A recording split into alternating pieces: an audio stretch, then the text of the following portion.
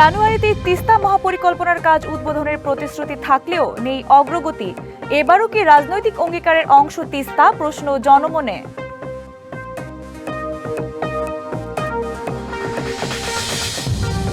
চট্টগ্রাম ৯ আসনে ধানের শীষের প্রচারণায় একাত্তা মনোনয়ন বঞ্চিতরা।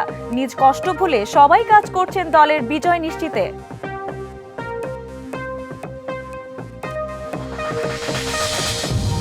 এবং ফেনীতে মহাসড়কের পাশে পৌরসভার ময়লার ভাগাড়, দুর্গন্ধ আর ময়লা পোড়ানোর ধোঁয়ায় ঝুঁকিতে জনজীবন। মিয়ানমারের সংঘাতের জেরে স্কুল ছাত্রী আফনান গুলিবিদ্ধ ও মাইন বিস্ফোরণে জেলে হানিফের পা বিচ্ছিন্নের ঘটনায় ফুঁসে উঠেছে টেকনাফ। সড়ক অবরোধ, মানববন্ধন সহ নানা কর্মসূচির মাধ্যমে ক্ষোভ প্রকাশ করছেন এলাকার মানুষ। রবিবার আরাকান আর্মির গুলিতে ১২ বছরের শিশু আফনান জীবন মৃত্যুর সন্ধিক্ষণে, আর সোমবার বিচ্ছিন্নতাবাদীদের পুঁতে রাখা মাইন বিস্ফোরণে বাম পা বিচ্ছিন্ন হয়ে যায় হানিফ নামে এক যুবকের। স্থানীয়রা বলছেন, নিয়মিত এরকম ঘটনাকে সহজভাবে না নিয়ে সীমান্তের মানুষের সুরক্ষা নিশ্চিত করতে হবে সরকারকে। গুলিবিদ্ধ শিশুটির পরিবারের দাবি তার উন্নত চিকিৎসা নিশ্চিত করা হোক।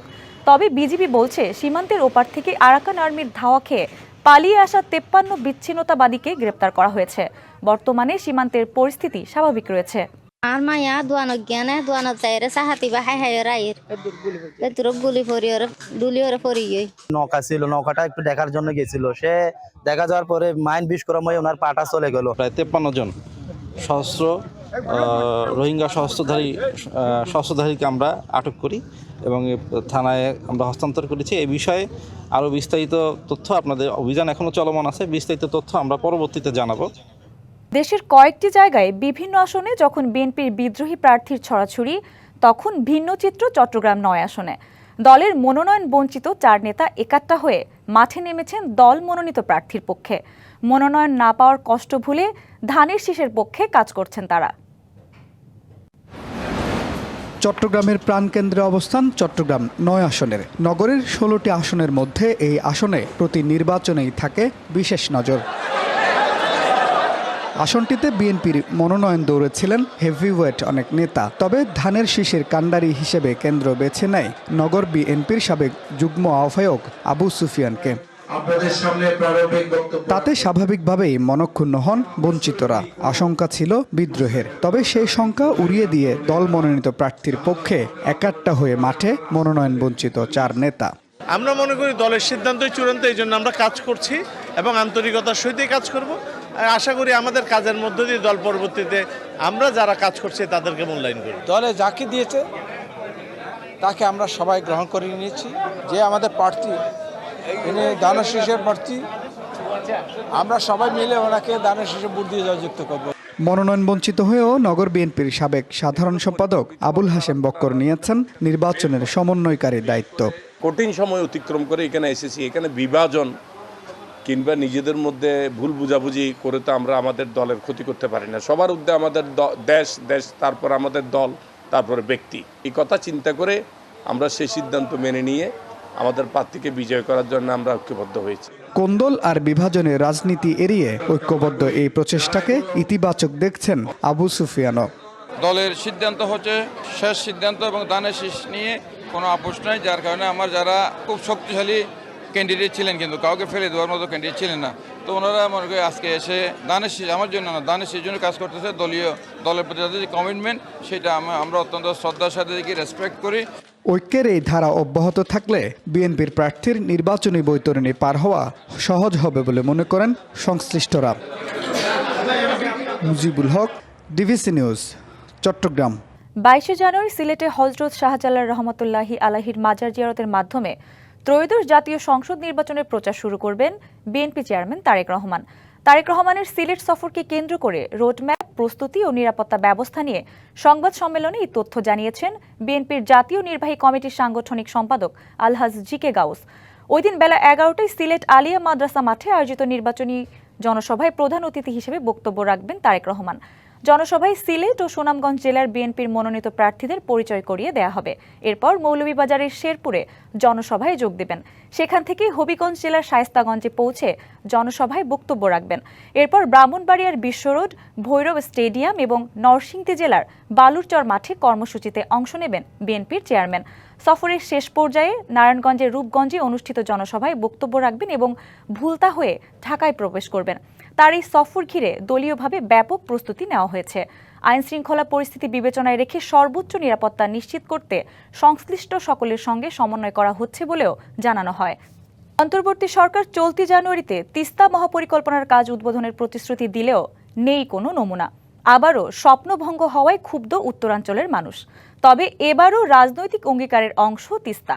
ক্ষমতায় যেতে পারলে প্রথম কাজ হবে মহাপরিকল্পনা বাস্তবায়ন। নির্বাচনের আগে এমন প্রতিশ্রুতি সব দলের প্রার্থীদের। রংপুর পিছিয়ে পড়া একটা জেলা, রংপুর বাংলাদেশের 1 নম্বর জেলা হোক, এটাই 2024-এর 10ই আগস্ট ডক্টর মোহাম্মদ ইউনূসের এই ঘোষণা আশার সঞ্চার হয় রংপুরবাসীর মধ্যে। এরপর কয়েক দফায় পানি সম্পদ উপদেষ্টা স্বপ্ন দেখান তিস্তা মেগা প্রকল্প বাস্তবায়নের। 12,000 কোটি টাকা ব্যয়ে তিস্তা প্রকল্প এই এলাকায় বাস্তবায়িত হবে। পরে 2025-এর মার্চে প্রধান উপদেষ্টা চীন সফর শেষে জানানো হয় চীনের ঋণ ও দেশীয় অর্থে 2026-এর জানুয়ারিতে উদ্বোধন হবে 3 বছর মেয়াদী প্রকল্পের কাজ। 2026 সালের 1 জানুয়ারি আমরা তিস্তা প্রকল্পের কাজটা শুরু করে দিতে পারবো। এমন ঘোষণায় নদীপাড়ে উত্তাল আন্দোলনে দাবি উঠে তফসিল ঘোষণার আগে মহাপরিকল্পনা কাজের উদ্বোধনের। তবে কয়েক লাখ মানুষের আকাঙ্ক্ষাকে আমলে নেয়নি অন্তর্বর্তী সরকার, এমনটাই মনে করছেন সুশীল সমাজ। মনে হচ্ছে যে এই অঞ্চলের মানুষকে সন্তুষ্ট করবার জন্য, তাৎক্ষণিক সন্তুষ্ট করবার জন্য এবং তাদের ভোট গ্রহণ করবার জন্য, ভোটের প্রতিশ্রুতির জন্য শুধু তিস্তা মহাপরিকল্পনা শব্দটিকে ব্যবহার করা হয়েছে। বিগত 16 বছরের স্বপ্ন দেখানো হয়েছে, বর্তমানেও কিন্তু স্বপ্ন দেখানো হচ্ছে, কিন্তু স্বপ্ন বাস্তবায়ন করবার জন্য যে যোগ্য মানুষগুলো দরকার, যোগ্য নেতৃত্ব দরকার, আমি মনে করি সেই জায়গাটা একটা বড় শূন্যতা আছে। নদী আন্দোলনের নেতা ও গবেষকরা বলছেন বঞ্চনা ঘোচাতে অন্তর্বর্তী সরকারের পক্ষ থেকে ঘোষণা আসা জরুরি। দাবি ছিল যে আমরা আশাহত হওয়ার পরে যে এই আশা দেখেছিলাম, কিন্তু এই সরকার সেই আশাকে মর্যাদা দিতে পারেননি। ঘোষণাটুকু হয়ে গেলে যেটি হয়, পরবর্তীতে যারাই আসুক না কেন বাস্তবায়ন করা তাদের দায়িত্বের মধ্যেই পড়বে। এবং আমরা আশাও করি যে যারাই নির্বাচিত হয়ে আসুক না কেন তারা তিস্তা মহাপরিকল্পনার ব্যাপারে সবচেয়ে বেশি মনোযোগ দেবে। এদিকে প্রকল্প বাস্তবায়নের প্রতিশ্রুতি তিস্তা তীরে থাকা 12টি সংসদীয় আসনের প্রার্থীদের। বিএনপি, জামায়াত সহ অন্যান্য রাজনৈতিক দলগুলো জানায় ক্ষমতায় গেলে প্রথম কাজ হবে মহাপরিকল্পনার বাস্তবায়ন। 2 কোটি মানুষের জীবন মরণ নিয়ে তিস্তা নদী, মরণ ফান, সেটাকে আমরা যদি নির্বাচিত হই, আমাদের পার্টির চেয়ারম্যান ইতিমধ্যে আমাদের সঙ্গে একীভূত হয়েছেন। উনি মত প্রকাশ করেছেন যে তিস্তা মহাপরিকল্পনা অগ্রাধিকার ভিত্তিতে এটা বাস্তবায়ন করা হবে। যে দলেই ক্ষমতায় আসুক, তিস্তা মহাপরিকল্পনার বাস্তবায়ন দ্রুতই কার্যকর হবে, এমনটাই চাওয়া তিস্তা পাড়ের মানুষের। Majed Masud, DBC news, Rangpur. হঠাৎ করে লাইটারেজ জাহাজের সংকট চট্টগ্রাম বন্দরে। তাতে মাদার ভেসেল থেকে পণ্য খালাস বন্ধের উপক্রম। আমদানিকারকদেরও গুনতে হচ্ছে অতিরিক্ত টাকা, সময়ও লাগছে বেশি। এতে আর্থিক ক্ষতির মুখে আমদানিকারকরা। কুয়াশায় জাহাজ চলাচল ব্যাহত হয় এই সংকট বলছেন মালিকরা। 1 মাস পরেই পবিত্র রমজান। রোজার আগে চট্টগ্রাম বন্দর দিয়ে বেড়েছে খাদ্যপণ্য আমদানি। তবে লাইটারেজ জাহাজের অভাবে মাদার ভেসেল থেকে পণ্য খালাস নিয়ে বিপাকে আমদানিকারকরা। আগে যেখানে একটা জাহাজ 8 থেকে 10 দিনে পণ্য খালাস হতো, সেখানে এখন লাগছে প্রায় 20 থেকে 30 দিন।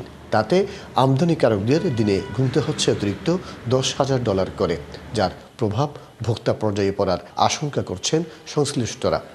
কার্গো না নামাতে কারণে ইম্পোর্টারের প্রায় ডেইলি $10,000 করে মাদার ভেসেলে লস হচ্ছে। আলটিমেটলি এটা এফেক্ট করবে জেনারেল কনজিউমারের ঘাড়ে। যে পণ্যগুলো ইম্পোর্ট হচ্ছে ওগুলোর টাকাটা তুলবে কেমনে, এই প্রাইসটা অ্যাড করে কিন্তু তুলতে হবে। কুয়াশায় চলাচল ব্যাহত ও বিএডিসির সার নিয়ে অনেক লাইটারের জাহাজ বিভিন্ন ঘাটে আটকে থাকায় এই সংকট তৈরি হয়েছে বলে জানান জাহাজ মালিকরা। বিভিন্ন জায়গায় দেখা যাচ্ছে কি সার বোঝায় জাহাজগুলি গেছে, ওগুলি টাইমলি আনলোড হচ্ছে না, ব্যাগ পাওয়া যাচ্ছে না, অথবা ঘাটে পর্যাপ্ত ঘাট নাই। সেই জন্য জাহাজগুলো যেখানে যাচ্ছে সেখানে অলমোস্ট অনেকগুলো জাহাজ স্টেক হয়ে যাচ্ছে, অনেকগুলো জাহাজের ডিলে হচ্ছে। লাইটারেজ জাহাজকে ভাসমান গুদাম হিসাবে ব্যবহারের অভিযোগ আছে অসাধু একটি শ্রেণীর বিরুদ্ধে। সম্প্রতি বন্দরে এই বিষয়ে অভিযান চালালেও আমদানিকারকদের দাবি বর্তমানে সময়ক্ষেপণের প্রবণতা অনেকটা কমে গেছে। মাসুদুল হক, ডিবিসি নিউজ, চট্টগ্রাম। রাজশাহী, পাবনা, দিনাজপুর, পঞ্চগড় সহ ৮ জেলায় বইছে মৃদু শৈত্যপ্রবাহ। কনকনে শীতে এসব এলাকার জনজীবন বিপর্যস্ত হয়ে পড়েছে। পঞ্চগড়ে সর্বনিম্ন তাপমাত্রা ৮.৫ ডিগ্রি সেলসিয়াস রেকর্ড করা হয়েছে। পঞ্চগড়ে চলা মৃদু শৈত্যপ্রবাহে বিপাকে পড়েছে সাধারণ মানুষ। প্রয়োজন ছাড়া ঘর থেকে খুব কম বের হচ্ছেন মানুষজন। এদিকে টানা ৮ দিন শৈত্যপ্রবাহের পর আজ চুয়াডাঙ্গায় তাপমাত্রা কিছুটা বাড়লেও কনকনে শীতে স্থবির স্বাভাবিক জনজীবন। হিমেল বাতাসে সবচেয়ে বেশি ভোগান্তিতে পড়েছেন খেটে খাওয়া দিনমজুর ও ছিন্নমূল মানুষ। শীতের কারণে অনেকেই কর্মহীন হয়ে পড়েছেন। ব্যাহত হচ্ছে কৃষিকাজ। শীতের প্রকোপ বাড়ার সঙ্গে সঙ্গে শীতজনিত রোগের সংক্রমণও উদ্বেগজনক হারে বেড়েছে। খুবই ঠান্ডা, খুবই কুয়াশা টানা কিছু দেখা যায় না। গত কয়েকদিন থেকে কুয়াশা, প্রচন্ড ঠান্ডা, থাকা যাচ্ছে না। দূর থেকে মনে হচ্ছে গাড়ি ঘোড়া যদি আসতেছে তাও বোঝা যাচ্ছে না। আজকে প্রচন্ড কুয়াশা। কনকনে শীতে স্থবির চুয়াডাঙ্গার জনজীবন। বিস্তারিত জানাতে যুক্ত হচ্ছেন সহকর্মী কামরুজ্জামান সেলিম। সেলিম, জনজীবনের কি ধরনের প্রভাব পড়ছে শীতে, আর চলমান এই শৈত্যপ্রবাহে উৎপাদিত ফসলের উপর কোনো প্রভাব পড়ছে কিনা সব মিলিয়ে জানাবেন।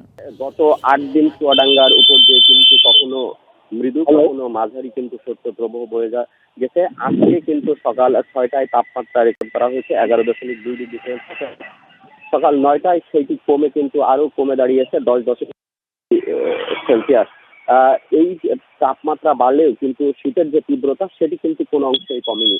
আমরা দেখেছি সকাল থেকে বিভিন্ন জায়গায় ঘুরে দেখেছি, বিশেষ করে শহরে গ্রামে যারা শ্রমজীবী মানুষ রয়েছে তারা বেশ বিপাকে পড়েছে। কারণ উত্তরের যে হিম বাতাস, সেই হিম বাতাসের কারণে প্রচন্ড শীত অনুভূত হচ্ছে এবং কাজে যেতে পারছে না মানুষ। এই কারণে তাদের জীবন জীবিকার উপরে বেশ প্রভাব পড়েছে। আমরা মাঠে দেখেছি এখন কিন্তু গরম চোখে ধান লাগানো, সেখানেও কিন্তু শ্রমিক যারা তারা কিন্তু কাজ করতে পারছে না। আলু লাগানো আছে, আলু বেশ ক্ষতির সম্মুখীন হচ্ছে। আমরা জেলা প্রশাসনের সাথে কিন্তু কথা বলেছি। জেলা প্রশাসনের পক্ষ থেকে আমাদেরকে যেটি জানানো হয়েছে যে চুয়াডাঙ্গা জেলায় ইতিমধ্যে কিন্তু ১৮,০০০ শীতবস্ত্র অর্থাৎ কম্বল বিতরণ করা হয়েছে এবং সেগুলো কিন্তু ইতিমধ্যে বিতরণ সম্পূর্ণ হয়েছে। এছাড়া কিন্তু নগদ ১৭ লক্ষ টাকা কিন্তু বরাদ্দ দেওয়া হয়েছিল, সেগুলো দিয়েও কিন্তু শীতার্ত মানুষের জন্য শীতবস্ত্র ক্রয় করা হয়েছে এবং সেগুলো বিতরণ চলমান রয়েছে। আমরা আবহাওয়ার সাথে কথা বলেছি। আবহাওয়া পক্ষ থেকে যেটি জানানো হয়েছে যে এই যে তীব্র শীত সেটি আরো কয়েকদিন অব্যাহত থাকবে। সঞ্জিত, আপনাকে আরেকটি তথ্য যদি জানিয়ে রাখি, চুয়াডাঙ্গাতে কিন্তু এই তীব্র শীতে কিন্তু হাসপাতালগুলোতে রোগীর সংখ্যা, বিশেষ করে শিশু এবং ডায়রিয়া, এবং বয়স্কদের কিন্তু শ্বাসকষ্ট, অ্যাজমা এবং শিশুদের নিউমোনিয়া এবং ডায়রিয়ার প্রকোপটা সবচেয়ে বেশি। এছাড়া কিন্তু সঞ্জিতা আরেকটি বিষয়, চুয়াডাঙ্গায় কিন্তু শীতের সময় কিন্তু প্রচন্ড শীত থাকে। সেই তুলনায় চুয়াডাঙ্গায় শীতার্ত মানুষের জন্য যে ধরনের শীতবস্ত্র সরকারিভাবে বরাদ্দ দেওয়ার কথা, সেই শীতবস্ত্র কিন্তু বরাদ্দ দেওয়া হয় না। না কারণে কিন্তু অসহায় ছিন্নমূল মানুষ যারা রয়েছে তাদের কিন্তু বেশ ভোগান্তির মধ্যে পড়তে হয়। কারণ আমরা দেখেছি অন্যান্য জেলাতে, যে জেলাগুলোতে শীত কম, সেখানে কিন্তু যে পরিমাণে শীতবস্ত্র দেওয়া হয়, চুয়াডাঙ্গাতে সেই ধরনের শীতবস্ত্র শীতার্ত মানুষের জন্য বরাদ্দ। এই কারণে কিন্তু এখানে শীতের প্রকোপটা বেশি হওয়ার কারণে মানুষ কিন্তু এই শীতবস্ত্রগুলো কিন্তু পায় না। এছাড়া কিন্তু আমরা দেখেছি বিশেষ করে শহরে যারা ছিন্নমূল মানুষ রয়েছে তারা কিন্তু অনেকেই কিন্তু অনাহারে কিন্তু দিন যাপন করছে। সেলিম, ধন্যবাদ আপনাকে। ঠাকুরগাঁওয়ে বইছে মৃদু শৈত্যপ্রবাহ। রেকর্ড করা হয়েছে সর্বনিম্ন 10 ডিগ্রি সেলসিয়াস। বিপাকে খেটে খাওয়া মানুষ। বেড়েছে ঠান্ডাজনিত রোগ। আরও জানাতে যুক্ত হচ্ছেন সহকর্মী নবীন হাসান। নবীন, শীতে জনজীবনের উপর কি প্রভাব পড়েছে বিস্তারিত জানাবেন।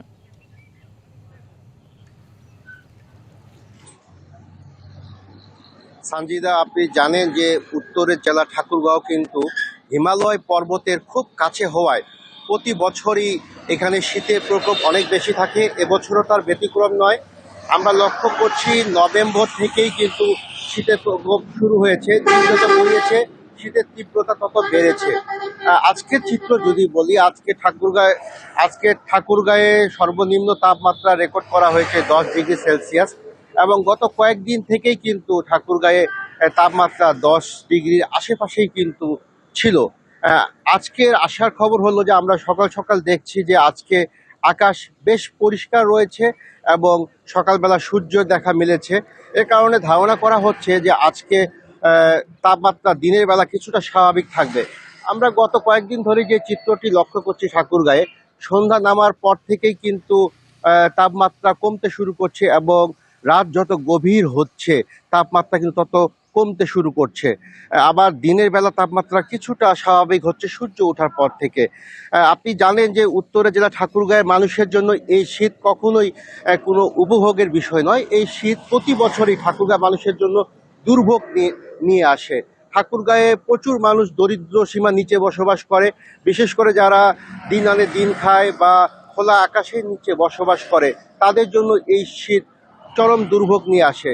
এই এলাকার মানুষের দীর্ঘদিনের দাবি যে এই শীত এলে যেন সরকারিভাবে প্রণোদনা দেওয়া হয় বা অনুদান দেওয়া হয়, কিন্তু আমরা সেটা লক্ষ্য করি না। প্রতি বছরই সামান্য কিছু কম্বল বিতরণ করা হয় এবং সেই কম্বল থেকে সীমাবদ্ধ থাকে।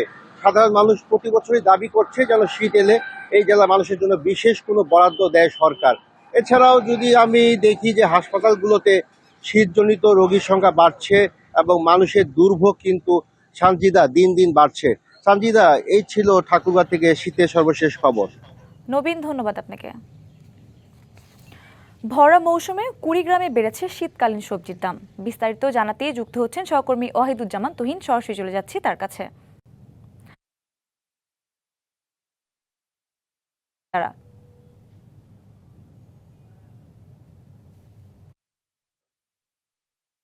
সঞ্জিতা, আসলে শীতকালীন যে সবজির যে একটা স্বাদ, যে বাঙালির যে আসলে চাওয়া থাকে যে বছর ঘুরে শীতে যে আমেজ, সেটি যে তারা সবজিতেও কিছুটা হলেও তারা পায়, সেটি আসলে কিছুটা হলেও ফিকে হয়ে যাচ্ছে দিন দিন। আমরা দেখেছি যে শীতের যে শুরুতেই যে মৌসুমের যে সর্বোচ্চ যে দামটা থাকে, সেটি ধীরে ধীরে শীত যত ভারী হয় তত শীতকালীন এই সবজিগুলো আহ, ক্রেতাদের হাতের নাগালে আসে এবং ক্রেতারা আসলে সেই সবজিগুলো আসলে সেই স্বাদটা পায়। তো এখন যেন স্বাদটা অনেকটাই তাদের কাছে ফিকে আসছে যে দামের তারতম্যের কারণে। আমরা দেখেছি গত প্রায় সপ্তাহ খানেক আগেই যে সবজি 20 টাকা দরে পেয়েছিল বাঁধাকপি, সেটি এখন হাত বদলের কারণে 40 টাকা 45 টাকা পর্যন্ত গেছে। এছাড়া যেটি মূলা যেটি হয়েছিল খুবই সস্তা দরে যে মূলা, সেটিও 10 টাকার দরের মূলা, সেটি এখন 20 টাকা চলে গেছে। এছাড়া অন্যান্য সবজি বেগুন বা পেঁপে বা ঝিঙ্গা বা যে সবজিগুলো আসলে সচরাচর পাওয়ার কথা, সেই সবজিগুলো অনেকটাই যেন দাম বৃদ্ধির কারণে কিছুটা মিশ্র প্রতিক্রিয়া ক্রেতা এবং বিক্রেতার মাঝে আমরা দেখেছি। তো এছাড়া যে কাঁচা মরিচ, যেটিও আসলে শীতকালেও খুব সচরাচর পাওয়া, সেটিরও দাম খানিকটা বেশি আমরা শুনেছি। এই মুহূর্তে রয়েছে কিছু ক্রেতা রয়েছে, আসলে তাদের জানবো আসলে ক্রেতারা জানাচ্ছিলেন যে কিছুটা হলেও তাদের সহজ প্রাপ্তির যেটা দুষ্প্রাপ্য হচ্ছে, কি কি কারণে একটু জানাবেন? হ্যাঁ, যেটা সবজি ছিল 10-15 টাকা, এখন ফুলকপি যাচ্ছে 35-40 টাকা, বেগুনের দাম বেশি। যাই হোক, গাজর, মূলা এগুলো আমার হাতের নাগালে, যেভাবে মানে পাচ্ছিলাম এখন পাচ্ছি না, আমাদের হাতের নাগালে বাইরে। আগে নিয়ে আসতাম 200 টাকা, এখন দেখা যাচ্ছে 300 বা 350 টাকা। যে খরচটা করবো তার হাতের নাগালে বাইরে যাচ্ছে চলে। সঞ্জিত, ক্রেতারা আসলে নানান অভিযোগ, নানান অনুযোগ থাকলেও তারা জানাচ্ছিল যে এই যে আপনার বাজারে যে কাঁচা সবজি যেটি যেটি আপনারা 2 দিন আগেও যেটি কিনছিলেন, সেটি এখন যে শীত থাকার পরেও তো এখনো অনেকটা দাম বৃদ্ধি। তো আপনার কাছে কি মনে হচ্ছে? শীত থাকার কারণে অনেক দাম বৃদ্ধি। আমরা বাজার আসছি, বাজার করতেছি, এটার দাম বেশি ওটার দাম বেশি, আমাদের হচ্ছে না, মানে করতে হচ্ছে না। আজকে কাল 10 টাকা বেশি, আজকে 5 টাকা বেশি। তাছাড়া শীতকালে এখন দাম কম, এই আর বর্তমান শীতকালে দাম বেশি। বর্তমান সবজির দাম অনেক বেশি, ঠিক আছে, আগের চেয়ে অনেক বেশি। সঞ্জিতা, আসলে ক্রেতার যে চাওয়া থাকে, বিক্রেতারও যে চিন্তা থাকে, সব মিলে যেন আসলে শীতের যে আমেজ, সবজির মধ্যে যে শীতের যে আবহ, সেটি অনেকটাই ফিকে হয়ে আসছে এই বাজারের ভরা মৌসুমে। তো সাজিদা কুড়িগ্রামে বাজার থেকে। তুহিন, ধন্যবাদ আপনাকে। দেশের 1/3 শীত বস্ত্র উৎপাদনকারী এলাকা গাইবান্ধার গোবিন্দগঞ্জ। দেশ জুড়ে শীতের দাপট থাকলেও উৎপাদিত পণ্যের 2/3 এখনও অবিক্রিত। তাই হতাশ কারখানা মালিক ও ব্যবসায়ীরা। পুঁজি ফেরত পাওয়া তো দূরের কথা, ব্যাংক ঋণ পরিশোধ নিয়েই পড়েছেন চিন্তায়। গাইবান্ধার গোবিন্দগঞ্জ উপজেলার নয়ারহাটের শীতের পোশাকের বাজার কয়েকদিন ধরে চলা শৈত্যপ্রবাহের কারণে সামান্য কিছু ক্রেতার দেখা মিললেও অন্যান্য বছরের তুলনায় অনেক কম। ব্যবসায়ীরা জানান, সাধারণত সেপ্টেম্বর থেকে ডিসেম্বরের মধ্যে প্রায় সব শীতবস্ত্র বিক্রি হয়ে যায়, কিন্তু চলতি মৌসুমে চিত্র ভিন্ন। এবার শীতে ব্যবসা অনেক কম। আমাদের বর্তমানে শীত না থাকার কারণে আমরা খুবই লসের মধ্যে আছি। রোদ উঠে গেছে, আপনার কিভাবে প্যাকেট ট্যাকেট নাই, কিছু নাই, বেচা বিক্রি নাই। এই 2 মাস শীতের সময় ব্যবসা হয়, কয় মাস মানে আমার মাঠে কাজ করি। বছর জুড়ে নিজস্ব পুঁজি ও ব্যাংক ঋণে নানা ধরনের শীতবস্ত্র উৎপাদন করে থাকেন অনেকে। উৎপাদক ও ব্যবসায়ীদের ভরসা শীত মৌসুমের বেচাকিনা, কিন্তু এবার ঘটেছে উল্টো ঘটনা। আমার তো এখনো প্রায় 1.5 কোটি টাকার মাল আছে। শীত লাস্টে হলো, আমার শীতটা হয় না নভেম্বর ডিসেম্বরের প্রথমের দিকে হলে তাহলে মালটা চলে যেত। দেশের অর্থনীতিতে বিশাল অবদান রেখেছেন, কিন্তু সরকারিভাবে এনারা তেমন কোনো সুযোগ কখনো পাননি। গোবিন্দগঞ্জের মহিমাগঞ্জ সহ 5টি ইউনিয়নের প্রায় 70টি গ্রামে গড়ে উঠেছে এই ঐতিহ্যবাহী হোসিয়ারি শিল্প। বর্তমানে প্রায় 11,000 পরিবার প্রত্যক্ষভাবে জড়িত এই শিল্পের সাথে। DBC news desk. ভোলা শহরের বন্ধন হেলথ কেয়ার বেসরকারি ক্লিনিকে ভুল চিকিৎসায় প্রসূতির মৃত্যুর অভিযোগ উঠেছে। ভাঙচুর করা হয়েছে ক্লিনিক। সোমবার সন্ধ্যায় বরিশাল শের-ই বাংলা মেডিকেল কলেজ হাসপাতালে চিকিৎসাধীন অবস্থায় লামিয়ার মৃত্যু হয়। নিহতের স্বজনদের অভিযোগ, 4 দিন আগে বন্ধন হেলথ ক্লিনিকে সিজারিয়ানের পর রোগীর রক্তের গ্রুপ যাচাই ও ক্রস ম্যাচিং না করেই তাকে ও পজিটিভের পরিবর্তে বি পজিটিভ রক্ত দেয়া হয়। ভুল রক্ত পুষের পরপরই রোগীর খিঁচুনি শুরু হয় এবং অবস্থার অবনতি হলে তাকে বরিশালে পাঠানো হয়। সেখানে আইসিইউ ও লাইফ সাপোর্টে থাকার পর চিকিৎসাধীন অবস্থায় তার মৃত্যু হয়। এই ঘটনার খবর ছড়িয়ে পড়লে সোমবার রাতে ক্ষুব্ধ স্বজনরা বন্ধন হেলথ কেয়ার ক্লিনিকে ভাঙচুর চালায়। পরে পুলিশ পরিস্থিতি নিয়ন্ত্রণে আনে। লিখিত অভিযোগ পেলে আইনগত ব্যবস্থা নেওয়া হবে বলে জানিয়েছে পুলিশ।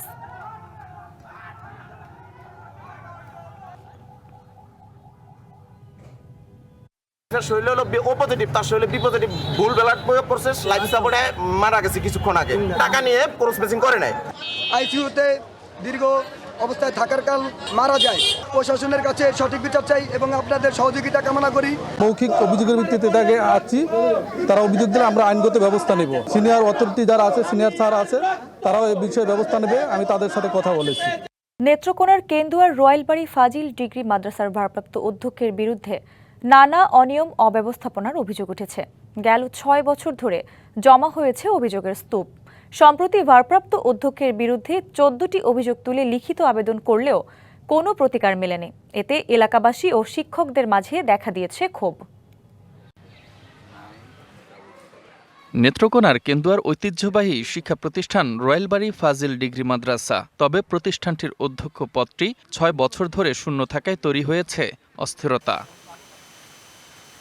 অস্থিরতার শুরু 5 বছর আগে, যখন অনৈতিক কর্মকাণ্ড সহ নানা অভিযোগে স্থানীয়দের হস্তক্ষেপে মাদ্রাসাটির ভারপ্রাপ্ত অধ্যক্ষ সাইদুর রহমান সরে দাঁড়ান।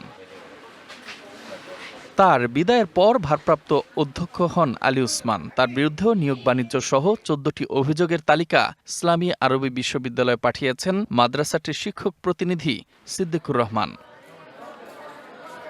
একাধিক শিক্ষকের অভিযোগ, প্রতিষ্ঠানটিতে অনেক শিক্ষক পদ শূন্য থাকলেও এনটিআরসিতে চাহিদা না দেয় পূরণ হয়নি তা। হয় ওনাকে বরখাস্ত করতে হবে, নতুবা ওনাকে বেতন দিতে হবে।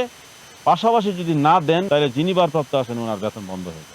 অব্যবস্থাপনা বা এই যে সামনাসামনি যে সংঘর্ষের একটা প্রক্রিয়ার মতো মনে হচ্ছে, এই দুইটার জন্য সিদ্দিকুর স্যার ভারপ্রাপ্ত বইয়ে দেয়। সারা বাংলাদেশে অনেক জায়গায় সার্কুলার হয়, এরকম তো হয় না। আবার যে তারা আসছে বেতন ভাতা, যেদিন বেতন ভাতা এরা উঠাবে এই দিনেই জয়েন, কি অবাক ব্যাপার। তারা আমরা ডাকছে, ঠিক আছে, আমরা অ্যাপ্লিকেশন করছি, তারপরে ডাকছে, ঠিক আছে, আমরা গিয়ে দিচ্ছি, পরীক্ষা দিচ্ছি, পরীক্ষার মাধ্যমে দিচ্ছি।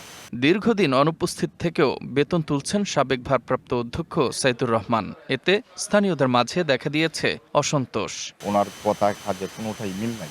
একের পর এক অনিয়ম খালি করিয়ে যেতেছে সরকারের কাছে এটা আমরা দাবি জানাই, এটা তদন্ত করে যেন এই নিয়োগ বাতিল করা হয়। মাদ্রাসার সদ্য বিদায়ী সভাপতির দাবি, অনিয়ম হয়ে থাকলে আগে হয়েছে। যে বিষয়গুলো নিয়ে অভিযোগ, সেই বিষয়গুলো আমার সময় না, আমার আগের সময়ের, আমি কোনো নিয়োগ দিইনি। এই বিষয়ে চিঠি আসছে ওই বিশ্ববিদ্যালয় থেকে, ওর মোতাবেক আমরা কাজ করছি। নিয়মের মধ্যে যা করা হয়েছে, নিয়মের বাইরে কোনো কাজ হয়নি। অভিযুক্ত দুজনের কাউকেই মাদ্রাসায় পাওয়া যায়নি। একাধিকবার কল করলেও ফোন ধরেননি তারা। অভিযোগ খতিয়ে দেখার কথা জানান নবনিযুক্ত সভাপতি। পরিচালনা পর্ষদের কাজ হচ্ছে যে সমস্ত অনিয়ম বিশৃঙ্খলা দূর করা। আমরা যদি দায়িত্ব নেওয়ার পর ইনশাল্লাহ আমরা চেষ্টা করবো যে অনিয়মগুলো আছে সবাইকে নিয়ে এই আলোচনার ভিত্তিতে সেই অনিয়মগুলো দূর করার চেষ্টা করব। দীর্ঘদিনের প্রশাসনিক ব্যর্থতা, আর্থিক অসচ্ছলতা, কর্মচারী পদায়নে অনিয়ম, এসব মিলিয়ে রয়েলবাড়ি ফাজিল মাদ্রাসায় চলছে উত্তেজনা ও অস্থিরতা। DBC news desk. ডিবিসি সারা বাংলা এই ছিল এখনকার মতো। ডিবিসি নিউজের সংবাদগুলো পড়তে ভিজিট করুন dbcnews.tv আর ভিজিট করুন ডিবিসির ফেসবুক পেজ এবং ইউটিউব চ্যানেল। ডিবিসির সঙ্গেই থাকুন।